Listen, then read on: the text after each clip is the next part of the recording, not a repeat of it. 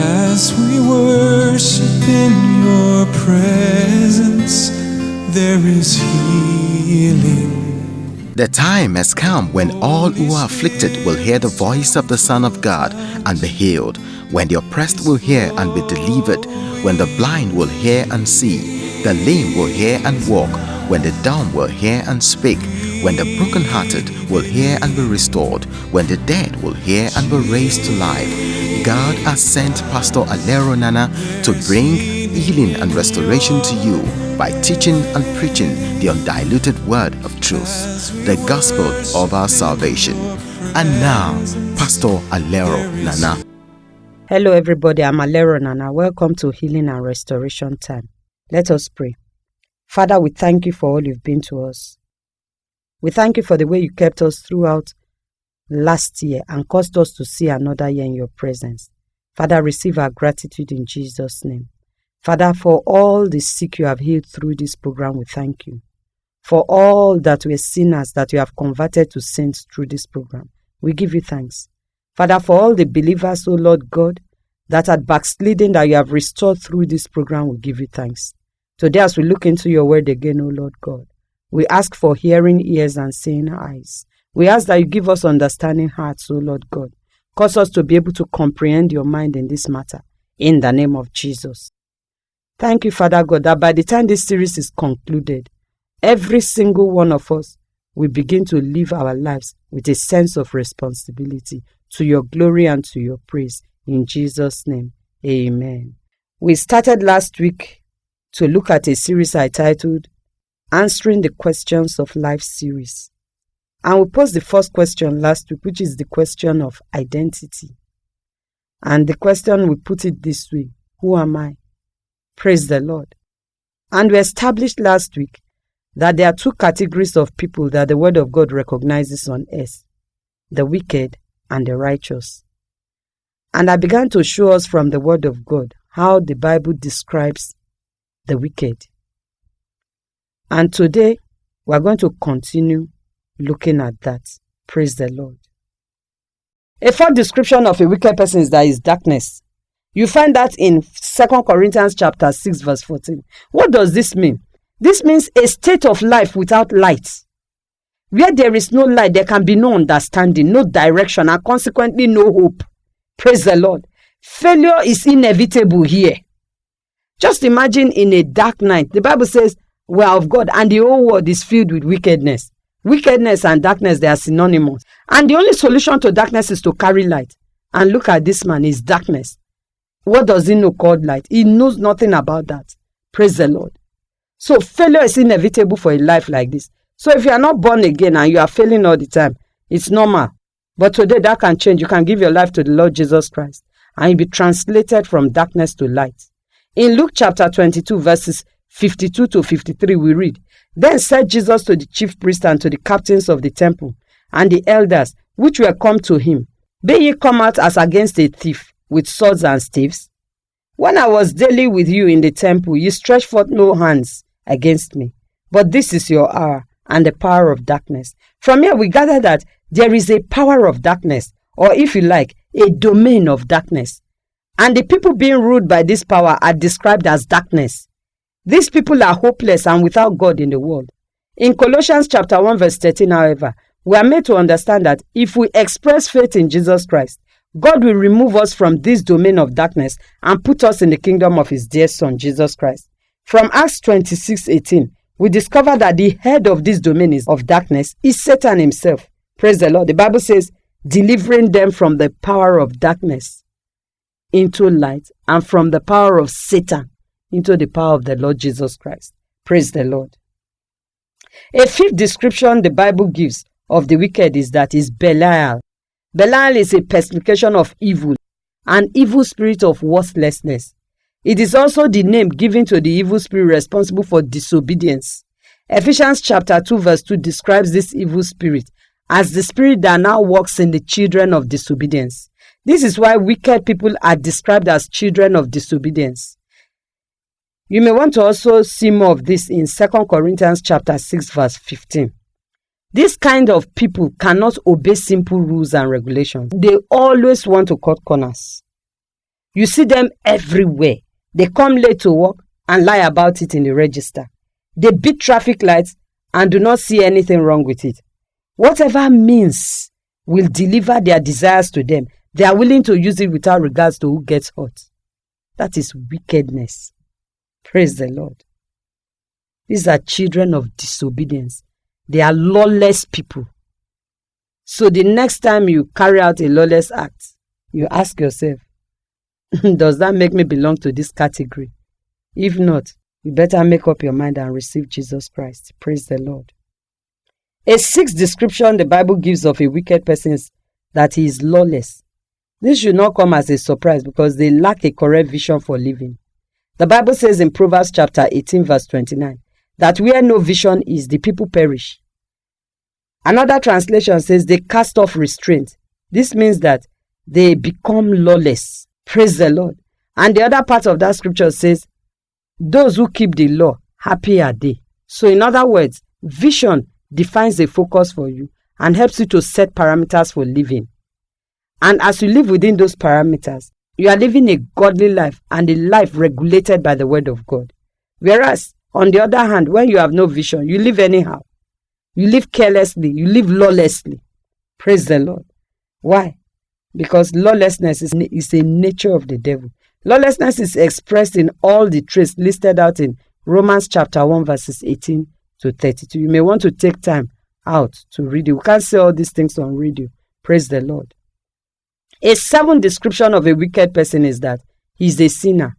A sinner is one who is won by natural birth. This means a sinner is one who has inherited a sinful nature. In other words, people are not sinners because they sin. They are sinners because of who they are. They are sinful because they are children conceived in iniquity and as such have inherited a nature called sin nature. This is how David described himself in Psalm 51 verse 5.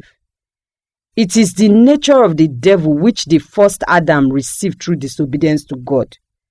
The Apostle Paul in Romans 5:12 makes us understand that sin passed to all men by one man through inheritance.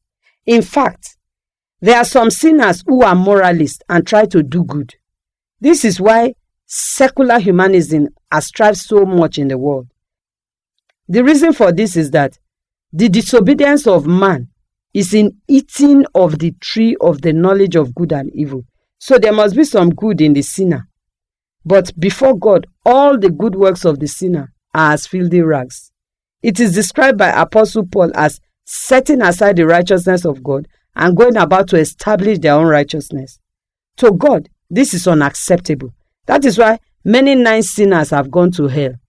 There is only one way by which men can be saved, and that is by receiving the sacrifice of Jesus Christ. You may want to look at Romans chapter 3 verses 10 to 12 and Romans chapter 10 verses 3 to 4 for a more in-depth study of this point, because we can't say everything now.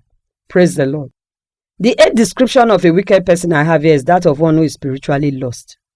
It is this kind of people Jesus was referring to in Luke chapter 19 verses 1 to 10, when he said the Son of Man came to seek and to save that which was lost.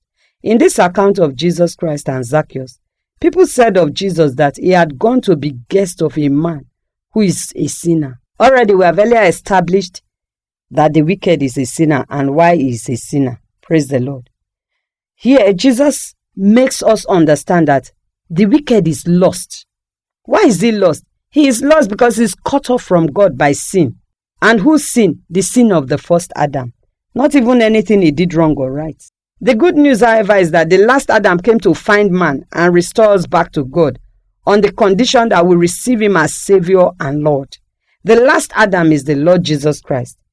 This is explained to us in details in the book of 1 Corinthians chapter 15. Praise the Lord. So if you want to understand anything about the last Adam, go and read the book of 1 Corinthians chapter 15. Praise the Lord. A ninth description of the wicked is that he is sick. There are three kinds of sickness. The first is spiritual sickness born out of his separation from God. This is a case that has been described as a walking corpse.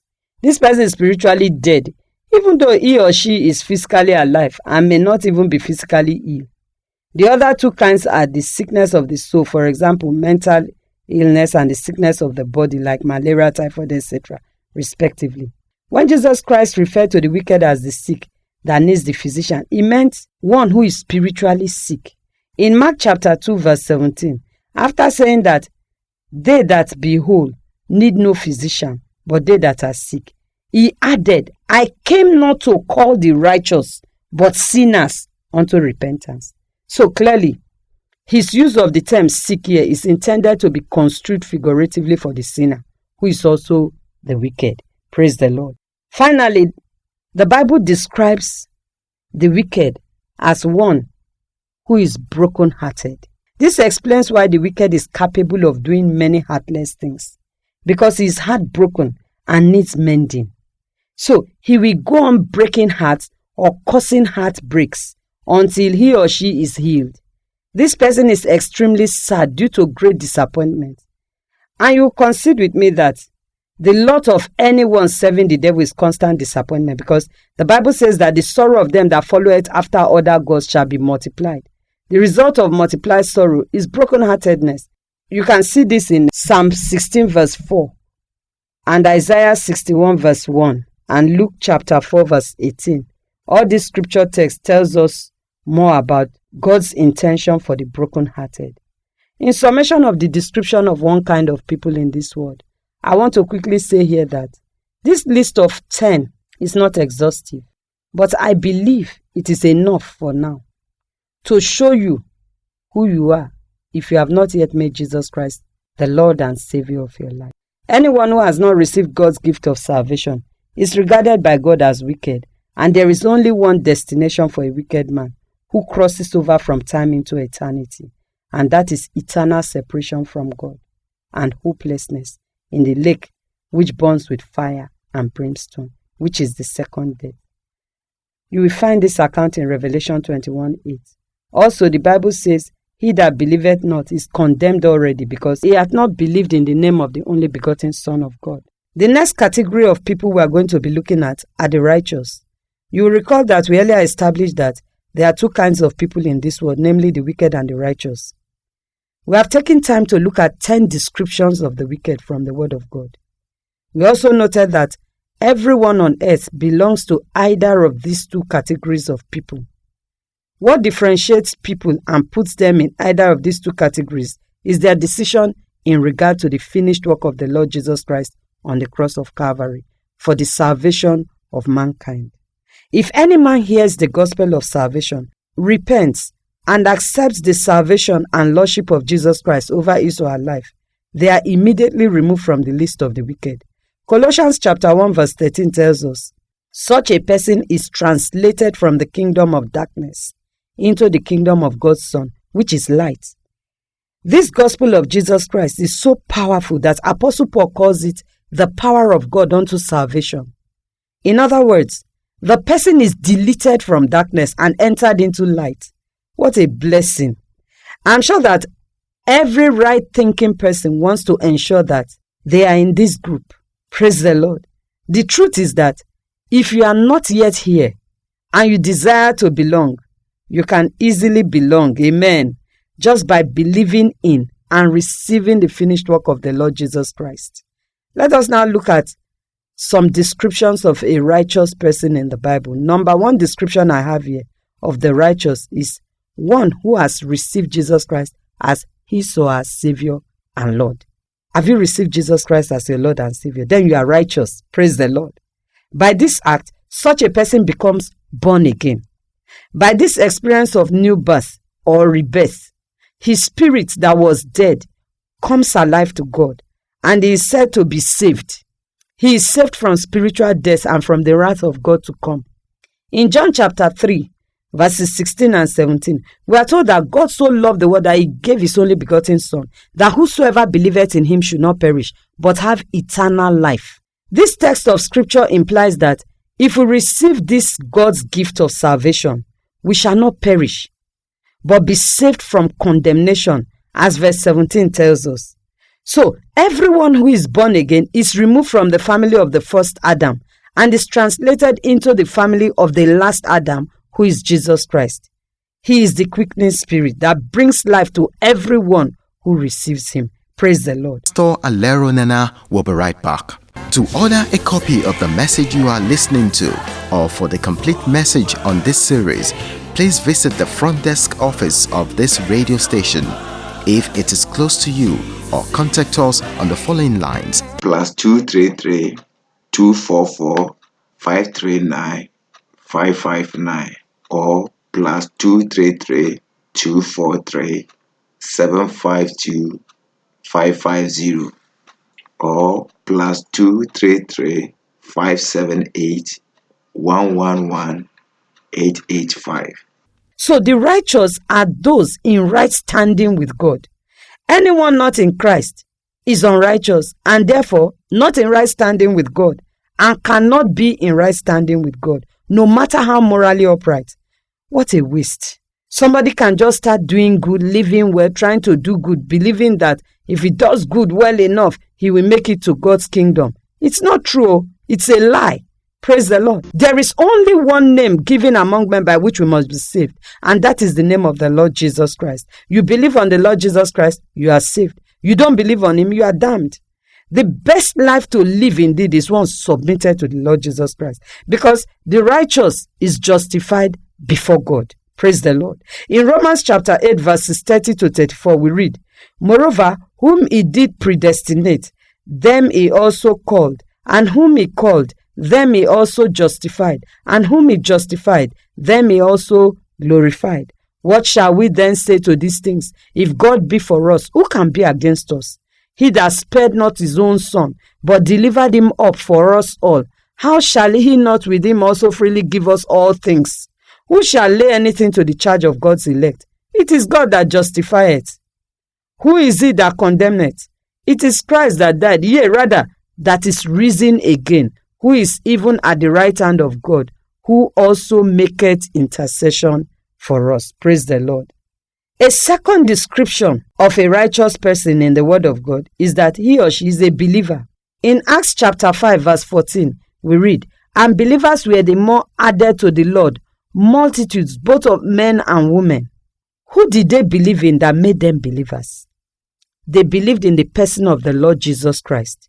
In John chapter 6 verse 29, Jesus said that the work of God is to believe on him whom God has sent. By so saying, he was referring to himself as him whom God has sent. Praise the Lord. So everyone who believes in Jesus Christ is said to be a true believer and is therefore separate from the wicked and viewed by God as righteous because he or she is a believer.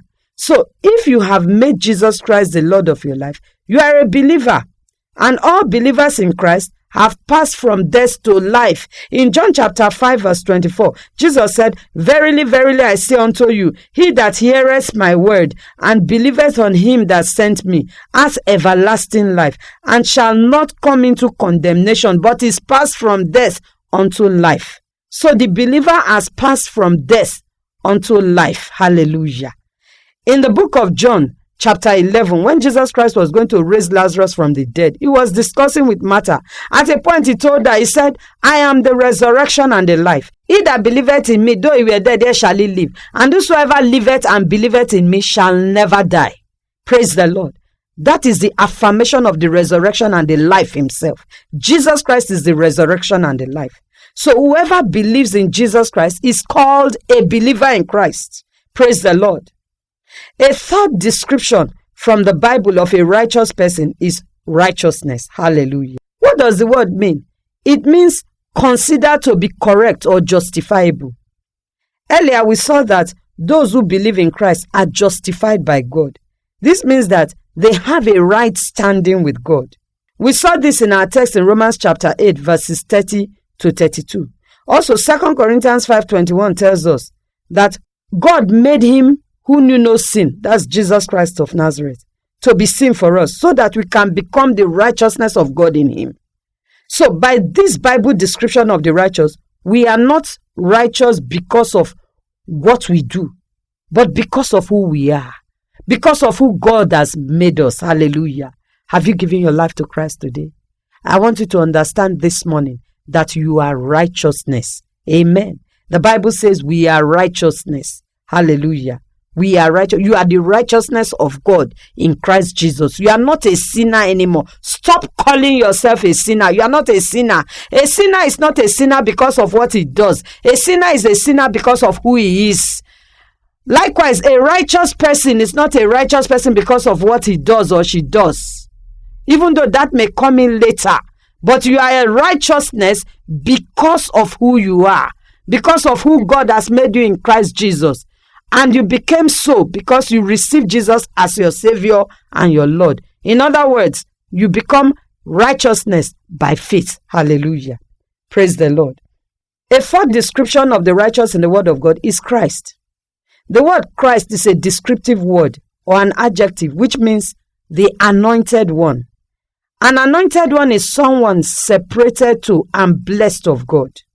So, everyone who has received Jesus Christ as Lord and Savior is Christ. In Christ Jesus, we are separated to God and are blessed of God and released as a blessing to this world. In 2 Corinthians chapter 6 verses 14 to 16 we read, "Be ye not unequally yoked together with unbelievers. For what fellowship has righteousness with unrighteousness? And what communion has light with darkness? And what concord hath Christ with Belial? Or what part hath he that believeth with an infidel? And what agreement has the temple of God with idols? For ye are the temple of the living God, as God has said, I will dwell in them and walk in them, and I will be their God, and they shall be my people." In this text of scripture, you find Apostle Paul admonishing the church in Corinth as his spiritual children and preaching against keeping company with unbelievers. And one of the names he called the believers here is Christ, while he called the unbelievers Belial. Praise the Lord. So you are anointed. Tell yourself this morning, I am anointed. Hallelujah. I am anointed. I am anointed to stand for God. I am anointed to shine for God. I'm anointed to do the things that please God. I'm anointed to live as Christ lived while he walked on the face of this earth. Hallelujah. A fifth descriptive word used for the righteous in the Word of God is light. Jesus said in Matthew 5:14 that we are the light of the world.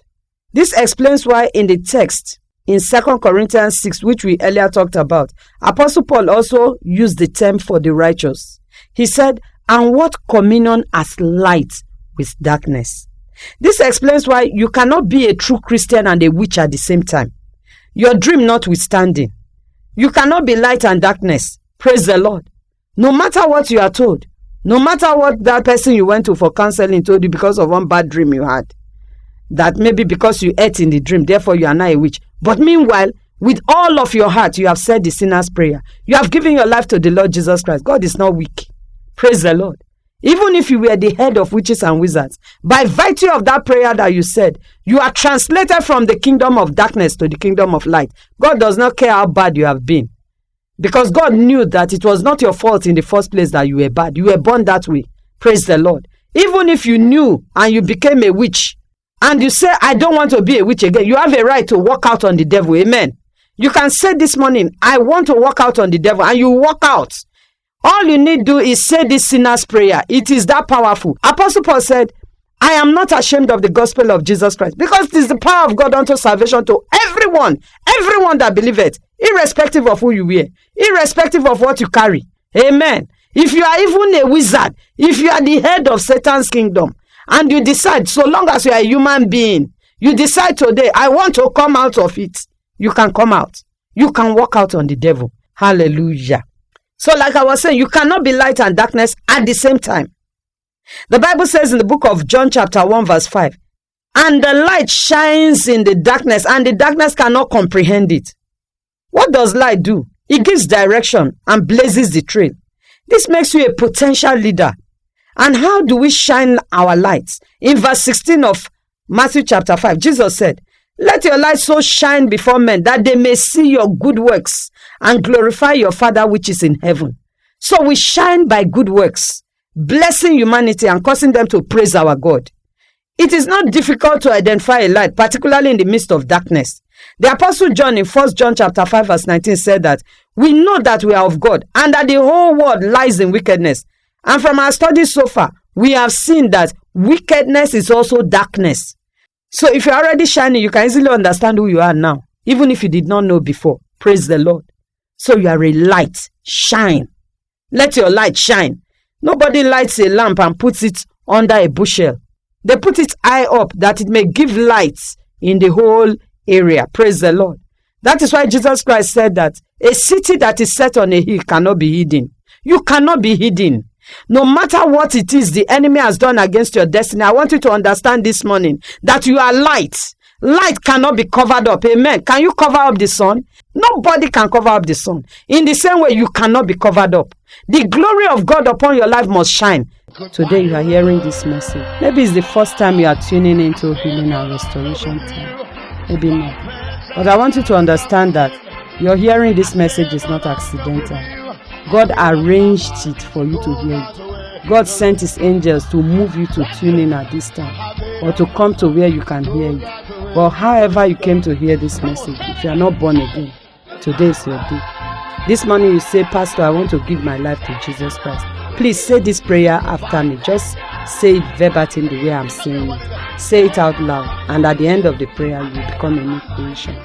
Say after me, Heavenly Father, I come to you in the name of Jesus. Have mercy on me, a sinner. Today I know I'm wicked. I repent of my wickedness. I invite Jesus Christ to take over my life. Wash me clean with his blood and write my name in the book of life. Take me out of the kingdom of darkness into the kingdom of light. Thank you, Father, for hearing me. In Jesus' name I pray. You've just said this prayer. I'm going to pray for you right now. Father, in the name of Jesus, as many as have said this prayer this morning, I cover them all with the blood of Jesus. I apply the blood of Jesus on all their hearts, and I declare them separated from the power of darkness. Father God, I ask, O Lord God, that you will send your angels and go with these ones, O Lord God, everywhere they go all the days of their lives, to keep them in the faith in the name of Jesus. Father, fill their hearts with hunger for you. Father, grant them an insatiable quest for your truth that will drive them into the world, O Lord God, and cause them to love you and serve you all the days of their lives. In the name of Jesus, that on the day of judgment, their names will not be found written in the book of death. It will be found in the book of life. In Jesus' name. Thank you, Father, for hearing. In Jesus' name. Everyone listening to the sound of my voice right now who is sick, hear the word of the Lord. He was wounded for your transgressions. He was bruised for your iniquities. The chastisement of your peace was upon him, and by his stripes you were healed. No matter the name of your infirmity, I command that sickness to leave your body right now. In the name of Jesus, you are healed. You are free. In the name of Jesus, arthritis, go. Typhoid, go. Malaria, go. Blindness, go. In the name of Jesus. Paralysis, disappear from this body. Get up from that bed of affliction. Begin to do what you could not do before. In the name of Jesus Christ of Nazareth. You are healed. Stroke, go. AIDS, go. In the name of Jesus. Spinal meningitis, go. In the name of Jesus Christ of Nazareth. Headaches, disappear from this life in Jesus' name. Every sickle cell anemia. The Bible says Jesus Christ came that we might have life and have it more abundantly. You are dead in the blood. Therefore, I order you, be changed to AA in the name of Jesus. Man telebrama kasotolia bremoshi telebramans. Man talabremo supreyegeshke. You are healed in Jesus' name. You are healed in Jesus' name. AIDS, go in the name of Jesus. Diabetes, live in Jesus' name. Cancer, go. Stroke, go in the name of Jesus. You are healed. You are healed. You are set free from every oppression of the devil. In Jesus' name. Thank you, Father, for hearing. In the name of Jesus. If you just said this prayer, congratulations. You are now born again, and we would like to send you a free e-copy of our Believer's Guide to Growth. This will get you started and going on the most adventurous journey of faith. You can send us an email requesting your free e-copy at joinhairsfamily@gmail.com or flourishinggirl@gmail.com. Till same time and same station next week, remain blessed, remain on top, and remember always that Jesus Christ is the Lord over all. God bless you.